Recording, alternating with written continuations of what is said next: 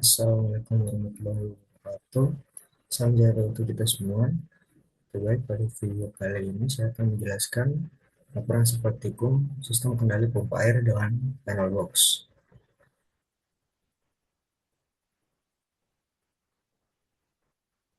Agak sedikit gangguan jaringan.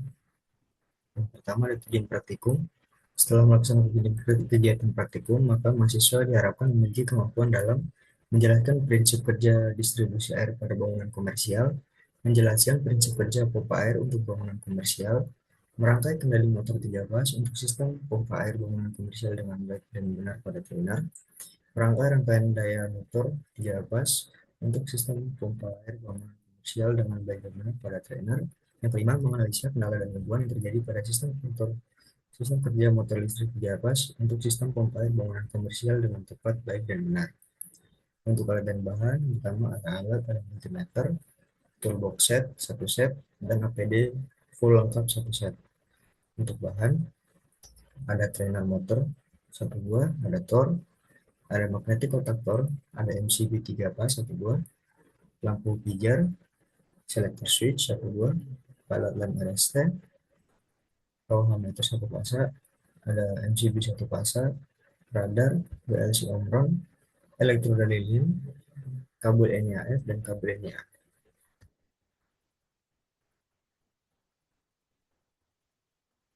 Baik, untuk job safety analysis yang digunakan, ada yang pertama kerjaan sistem kendali pompa air yang dilakukan pada tanggal 28 Mei kemarin. Lokasinya di lab instalasi dan mesin listrik dengan pengawas Pak Usman Susanto SPD MPD. Sedangkan saya sebagai pelaksana yang dari Sektor, dan APD yang digunakan adalah sarung tangan safety, sepatu safety, backpack, dan helm safety. Dan untuk urutan kerjanya yang pertama, menyiapkan alat dan bahan praktikum, potensi bahaya, tergores benda tajam, dan kejatuhan benda berat. Untuk itu, upaya pengendaliannya kita menggunakan APD dan memeriksa komponen apakah layak untuk digunakan. Yang berikutnya ada merangkai komponen serta kabel. Untuk potensi bahayanya itu tertusuk tembaga kabel. Upaya pengendaliannya menggunakan APD terutama sarung tangan safety. Bukan kerja yang ketiga, mengukur tahanan isolasi. Potensi bahayanya tersentuh melalui spesial meter jika tersentuh pada tembaga probe. Sehingga kita harus menggunakan APD, perhatikan kondisi alat, dan menggunakan prosedur pengukuran yang tepat. Yang berikutnya ada pengujian rangkaian dengan aliran listrik. Potensi bahayanya tersentuh aliran listrik. Dan konsleting jika salah rangkaian atau tersentuh antara fase dan netral pada rangkaian. Sehingga kita memastikan menggunakan full APD lengkap, memeriksa wiring rangkaian pada multimeter apakah sudah aman dan benar sebelum dialiri listrik. Yang berikutnya pengukuran tegangan maupun arus dengan menggunakan multimeter dan tang ampere. Ada potensi bahayanya resiko alat rusak dan MCB trip jika salah dalam mengumpulkan probe maupun selektor. Sehingga upaya pengendaliannya menggunakan prosedur pengukuran yang baik dan benar dan memastikan selektor pada alat yang digunakan sudah dalam posisi yang tepat. Yang berikutnya membongkar dan merapikan tempat praktikum. Potensi bahayanya tersentuh aliran listrik dan tertusuk atau tergores tembaga kabel. Sehingga upaya pengendalian dapat kita lakukan adalah menggunakan APD dan memastikan sumber sudah dimatikan atau local take out. Nah, untuk gambar yang digunakan di sini ada rangkaian kendali. Sumber fase akan melewati MCB satu fas. Setelah itu akan melewati emergency switch yang akan masuk ke Tor. Dari Tor akan ada dua keluaran dari 98 akan masuk ke sumber selektor, dan yang satunya akan masuk ke sumber S2 yang masuk ke ULC. Dari selektor sendiri ada dua opsi, yaitu auto dan manual. Untuk seleksi pada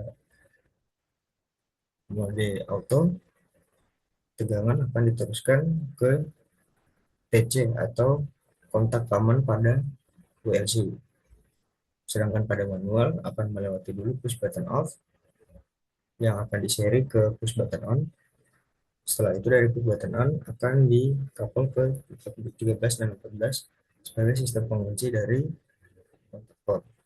Setelah itu dari 13 akan diteruskan ke kontak A1, dan dari A1 akan dikapal ke lampu hijau dan dikapal ke TA. TA ini adalah kontak NO pada WLC. Sedangkan dari A2 akan terus ke netral, akan mendapatkan sumber netral dan terus ke A1 pada radar. Untuk lampu indikatornya, lampu hijau mendapatkan sumber dari A1, lampu kuning dari 96 tor, dan lampu merah mendapatkan kontak NC pada kontaktor yang digunakan. Untuk S0 mendapatkan sumber netral, untuk A1 dan A2 pada radar juga mendapatkan sumber netral, di mana radar di sini memutus sumber netral pada WLC.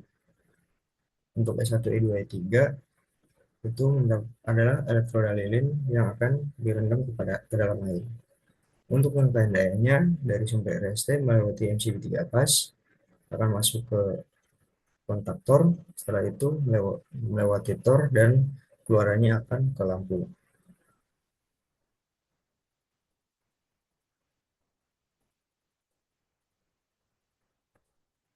Untuk hasil pekerjaan rangkaian instalasi kemarin, jadi sumber masuk ke MCB.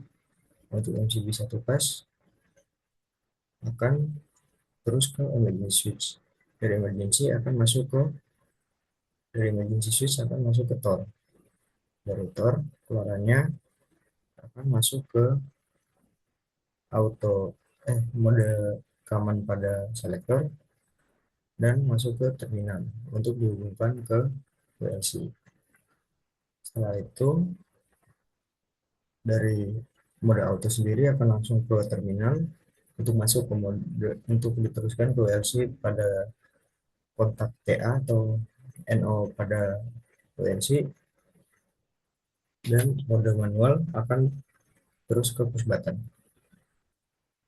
Untuk mode manual sendiri dapat dikategorikan seperti rangkaian doll pada instalasi.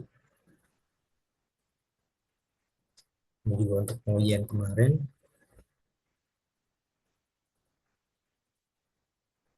Untuk hasil pengukuran yang pertama, ada tegangan fase netral pada MCB dapatkan tegangan 217 volt, fase netral pada sumber R itu 217 volt, fase netral pada S itu 220 volt, fase netral pada T itu 219 volt, dan tegangan fase netral pada MC atau magnetic kontaktor itu 217 volt, dan arus pada beban lampu itu sebesar 0,013 ampere.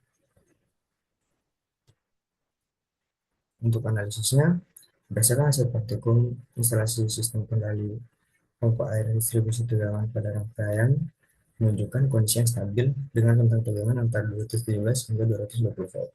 Tegangan pada titik pengukuran fase netral pada MCB terserah sebesar 217 volt, pada fase netral R sebesar 217 volt, pada fase S sebesar 220 volt, dan fase netral pada T itu sebesar 219 volt, dan pada magnetic kontaktor itu sebesar 217 volt. Data tegangan yang relatif merata pada setiap titik menunjukkan bahwa penyaluran daya berlangsung dengan baik serta kualitas pengantar dan sambungan kabel pada instalasi sudah terpasang dengan benar tanpa adanya penurunan tegangan yang signifikan. Dari sisi arus beban, hasil pengukuran menunjukkan nilai sebesar 0,013 ampere yang menandakan bahwa beban bekerja dalam kondisi normal sesuai karakteristik rangkaian kendali yang digunakan. Nilai arus yang kecil menunjukkan bahwa beban yang dioperasikan pada saat praktikum tidak melebihi kapasitas komponen sehingga sistem dapat bekerja dengan aman dan efisien. Secara keseluruhan, sistem kendali pompa telah diaktif dengan baik. Seluruh komponen utama seperti MCB, MC, WLC, dan WLC relay, serta sistem pengabelan dan terminal telah bekerja sesuai dengan perencanaan. Hasil pengukuran tegangan dan arus juga menunjukkan bahwa instalasi telah memenuhi aspek fungsi, keandalan, dan keselamatan kerja sehingga layak digunakan sebagai sistem kendali pompa air pada pemindahan sumber daya sebagai sistem kendali pompa air. Untuk kendala atau gangguan dan solusi, yang pertama itu kontak NO pada kontaktor yang kemarin saya gunakan itu terpaksa rusak pada kontak 1314, sehingga setelah dicek saya bisa mengantisipasi sebelum melakukan praktiknya. Dan yang kedua itu WLC Omron tidak merespon saat percobaan. Jadi WLC Omron itu kemarin pada saat elektroda lilinnya tidak direndam di air, WLC Omronnya tidak merespon tarikan atau pelampung pada radar, sehingga setelah direndam baru PLC-nya mau bekerja secara normal. Untuk ada pertanyaan dan jawaban, jelaskan sistem pendistribusian air bangunan komersial dari water source, water tank, sampai ke titik-titik keran. Pada bangunan komersial, air bersih umumnya berasal dari sumber seperti PDAM atau sumur. Kemudian ditampung terlebih dahulu pada ground tank atau tandon bawah. Selanjutnya dari air dipompa ke roof tank atau tandon atas. Lalu distribusikan melalui jaringan pipa ke titik-titik pemakaian seperti keran, toilet, wastafel dengan memanfaatkan tekanan gravitasi. Perbedaan antara pompa submersible dan pompa transfer terletak pada pemasangan dan fungsinya.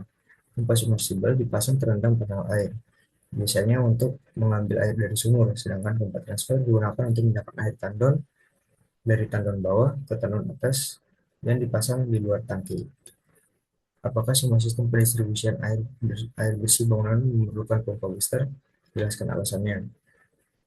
Untuk jawabannya, tidak semua sistem distribusi air bangunan memerlukan pompa booster. Pompa booster hanya digunakan jika tekanan air tank tidak cukup untuk menjangkau seluruh titik, terutama pada gedung bertingkat tinggi. Pada bangunan rendah, distribusi air sering cukup menggunakan sistem gravitasi tanpa menggunakan booster. Untuk yang terakhir, kesimpulan, berdasarkan hasil praktikum sistem distribusi air dan kendali pompa pada bangunan komersial dapat disimpulkan bahwa tujuan praktikum pada umumnya telah tercapai. Saya sebagai mahasiswa telah mampu memahami dan menjelaskan prinsip kerja sistem distribusi air pada bangunan komersial mulai dari sumber air, penampungan, hingga penyaluran ke titik penggunaan. Selain itu, saya sebagai mahasiswa juga dapat memahami prinsip kerja dari pompa air sebagai komponen utama, prinsip kerja pompa air sebagai komponen utama dalam mendistribusikan air, terutama dalam menaikkan tekanan dan mengalirkan air ke area yang dibutuhkan. Dalam pelaksanaan praktik, saya juga telah berhasil melakukan rangkaian kendali motor 3 fas dan rangkaian daya motor 3 fas untuk sistem pompa air pada trainer dengan baik dan benar. Seluruh komponen seperti MCB, MC, dan PLC relay dan sistem pengkabelan dapat dipasang serta dioperasikan sesuai dengan diagram kerja atau gambar yang saya gunakan. Berdasarkan hasil pengujian, rangkaian juga bekerja dengan baik, menunjukkan bahwa distribusi tegangannya stabil di kisaran 217 hingga 220 volt, dan arus beban yang dihasilkan sebesar 0,013 ampere, sehingga sistem mampu menjalankan fungsi kendali pompa sesuai perencanaan. Selain itu, sama praktikum saya juga dapat menganalisis kendala yang terjadi pada sistem kerja motor listrik 3 fas, seperti kesalahan sambungan pada awal atau gangguan dalam pengoperasian komponen. Kemudian melakukan perbaikan hingga sistem bekerja dengan normal. Sehingga secara keseluruhan, praktikum telah memberikan pengalaman yang baik bagi saya sebagai mahasiswa terhadap aspek perencanaan, pengoperasian, analisis lingkungan, serta keselamatan kerja pada sistem kendali pompa air bangunan komersial. Mungkin sekian yang dapat saya sampaikan.